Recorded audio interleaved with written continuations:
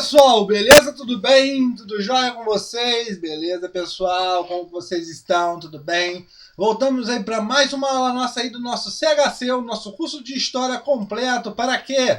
Para quê, professor, o nosso curso? Para concursos vestibulares e também para-militar, Enem, seja o que for que caia o conteúdo de História para você. Tranquilo? O e-mail, historiacom1@outlook.com.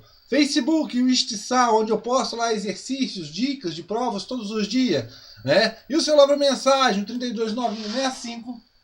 3291650267. Tranquilo, pessoal? Como vocês podem observar aqui do lado, pessoal, é uma aula de resolução de exercício, né? Uma resolução de exercício da prova da ESA, tranquilo? Que nós vamos discutir nessa aula. Mas primeiramente eu tenho que falar sobre vocês, sobre o canal no YouTube. Você lá no YouTube, você entra no YouTube, você digita lá Istiçatra, que é o nome do canal, tranquilo? Vai aparecer essa bregueta aqui, você clica em cima da bregueta, tranquilo? Mas eu quero que você vai ter a apresentação do canal, como que ele é, né? Aqui no Istiçatra. Mas eu quero que você venha aqui, ó, em playlist, tranquilo? Por quê? Nessa playlist, né, quando você digita ali, você clica, né? Você vai aparecer várias pastas, que são as playlists, que tem as aulas aqui dentro do canal, como as aulas rápidas, História da América, História Geral, História do Brasil, Dicas SPSECs, Dicas ESA, aonde essa aula aqui está nessa playlist aqui, ó, Dicas ESA e exercícios de provas anteriores. Pulo do gato, muito importante, aqui eu estou falando de temas muito importantes para diversas provas, inclusive para vocês. Resumão Enem, História da África, Meio Ambiente com o professor Igor, Colégio Naval, resumo Colégio Naval, resolução de exercício, resumão PMPE, resumão SPSECs e o resumão aqui da ESA para vocês também, tranquilo? Mas essas aulas aqui, pessoal, que estão aqui com essas setinhas, né? História da América, História Geral, História do Brasil e também essa parte aqui da aula do professor Igor de Meio Ambiente, são aulas muito, mas muito completas mesmo. Tranquilo, pessoal? São aulas completíssimas que, se você ver essas aulas, consequentemente, vai ter questões relacionadas a essas aulas, porque eu estudei diversas provas, né? E montei um curso de História do Brasil, um curso de História Geral, um curso de História da América que abarca qualquer tipo de prova que cai história. Tranquilo? Tranquilo? Beleza. Então vamos lá, então. Vamos falar aí da prova da ESA. Essa é uma prova da ESA que ocorreu em 2011, tranquilo? E o tema dessa questão é sobre a Constituição de 1824. Tranquilo, pessoal? No dia 25 de março de 1824, Dom Pedro ele vai outorgar uma Constituição, a primeira Constituição brasileira, que é a Constituição de 1824. Mas antes de falarmos sobre as alternativas, vamos falar aqui sobre a Constituição de 1824. O Brasil torna-se independente, aquelas coisas e tudo mais, se livra de Portugal, mas o problema, para ele ter uma visão, né, um reconhecimento político para fora, ele precisa de uma Constituição. E nesse caso, é aberta uma Assembleia Constituinte. O que é a Assembleia? É onde será feito, votado, estudado a nova Constituição, uma Constituição. Então é aberta uma Constituição, uma Assembleia Constituinte em 1823. Professor, mas em 1824 é a primeira Constituição. Calma, vou explicar, meu filho. Calma, calma, relaxa. Toma um copo d'água aí e relaxa. Então o que acontece? Em 1823 é aberta essa Assembleia Constituinte. O problema é que as pessoas que estavam lá para votar, para discutir sobre essa nova Constituição, sobre essa primeira Constituição do Brasil, eles tinham ideias um pouco diferentes do que o imperador Dom Pedro I. Tinham ideias como característica da Constituição dos Estados Unidos, tinham ideias muito mais ligadas a liberais, ideias que poderiam futuramente diminuir o poder de Dom Pedro I. O problema é que Dom Pedro I não aceita essas ideias, né? Essa Assembleia Constituinte de 1823, ela é anulada, ela é dissolvida, que seria a Constituição da Mandioca, tranquilo? Ela é dissolvida. E o que acontece?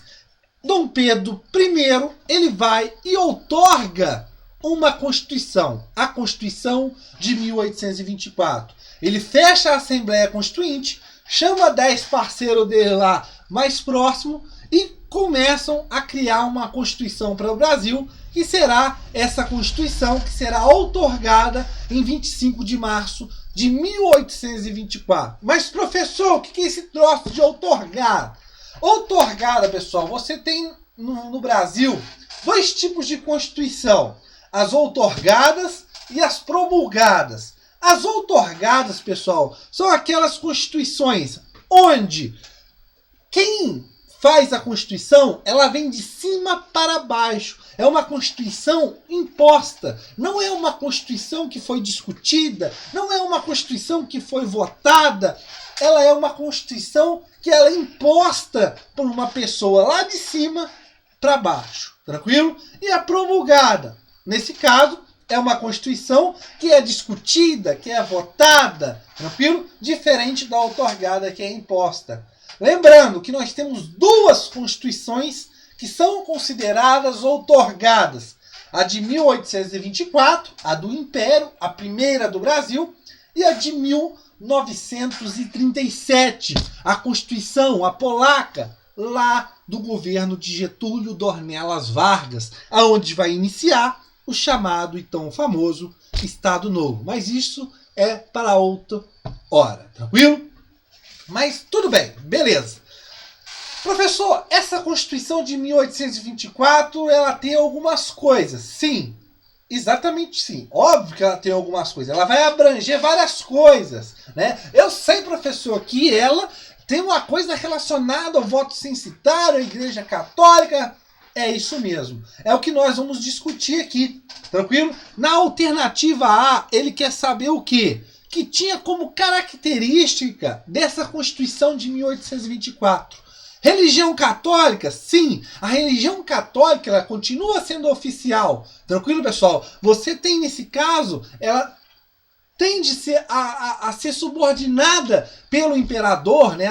O Estado está acima da religião, mas a religião continua sendo a religião católica. Para vocês saberem, a religião católica é tão influente porque as votações se aconteciam aonde? Nas paróquias. Os padres eram os mesários que contavam aqueles troços lá todos da votação. O voto universal? Não. O voto universal, isso aí, pessoal, só vai ser lá a partir da Constituição de 1891. Tranquilo? Aqui você tem uma parcela da população que vota. Tranquilo, pessoal? Que parcela é essa, professor?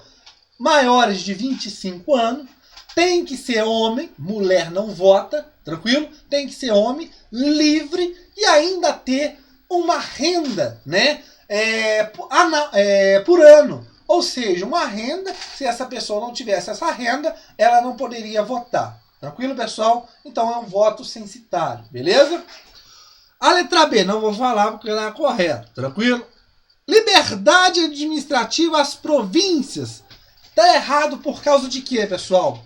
Nós vamos observar que essa liberdade das províncias ela será muito atacada pelo próprio imperador, principalmente lá na Assembleia Constituinte de 1823, com os liberais mais exaltados, né, os liberais federalistas, que queriam uma descentralização do poder em volta das províncias, só que isso não acontece, principalmente porque a partir do poder moderador, que será criado nessa Constituição de 1824, ela impedia essa descentralização, essa autonomia dessas províncias. Tranquilo, pessoal? Essa autonomia, pessoal, vai se dar, vamos dizer assim, um leve surto, né? Uma leve experiência lá no período regencial. Exatamente isso. Depois que Dom Pedro I sai, você tem o início do período regencial através do ato adicional. Lá vai dar um pouco de autonomia para essas províncias através das assembleias provinciais. Mas aqui ainda não, beleza? O voto censitário, correto, exatamente isso. Tinha que ter uma renda para você votar. As eleições, nesse caso, são indiretas, porque você vota num colegiado e depois esse colegiado que vai votar num deputado, seja o que for. Tranquilo, pessoal? Então, para você votar nesse colegiado, você tem que ter uma determinada renda, 100 mil contos de réis. Para você pertencer a esse colegiado, 200. E para ser o cara lá, 400, 300, se eu não me engano. Tranquilo? Então, era um voto censitário. Nesse caso, pessoal, você observa que é uma pouca parcela da população que votava. Tranquilo? Analfabetos votavam, professor, nessa época? Sim, a Constituição não falava. Tranquilo? Mas votavam. Mas só que o problema é que, mais aí, se não me engano, mais ou menos de 10% da população tinha essa renda anual. Tranquilo? Magistrados nomeados pelo imperador. Religião protestante. Magistrados nomeados pelo imperador, sim, o judiciário, mas o caso da religião protestante, não. Você era permitido ter os cultos protestantes, só que em locais fechados. A religião oficial é a religião católica, tranquilo? O voto extensivo às mulheres, poder moderador. Poder moderador, correto, mas voto extensivo às mulheres, não. Lembrando, para você votar tinha que ser livre, homem maior de 25 anos e ter uma renda anual. Mulher, pessoal, só vai ser a partir de Getúlio Vargas, a partir de 34. Tranquilo, pessoal? Então, nesse momento aqui, voto extensivo às mulheres, não. Então, a alternativa B é a correta. Poder moderador? Sim. Nós temos 3 poderes sendo criados: executivo, legislativo, judiciário e o moderador. O moderador, nesse caso, pessoal, é um poder exclusivo do rei. É um poder que é da mão do imperador. Ele pode tanto influenciar nesses outros poderes. Senado vitalício? Sim. Os senadores, 3 senadores, sendo que nesse caso, um era estendido aí ao imperador escolher. Deputados tinham um determinado tempo para ficar, como é hoje, mas os senadores, nesse momento, ficavam até ir para a cidade de Espejunto, até bater as botas. Tranquilo, pessoal? Então, lembrando, poder moderador, muito importante nesse momento. Óbvio que essa centralização, esse autoritarismo desse primeiro reinado vai ser tão forte que vai levar à abdicação de Dom Pedro I e até mesmo revoltas, Confederação do Equador.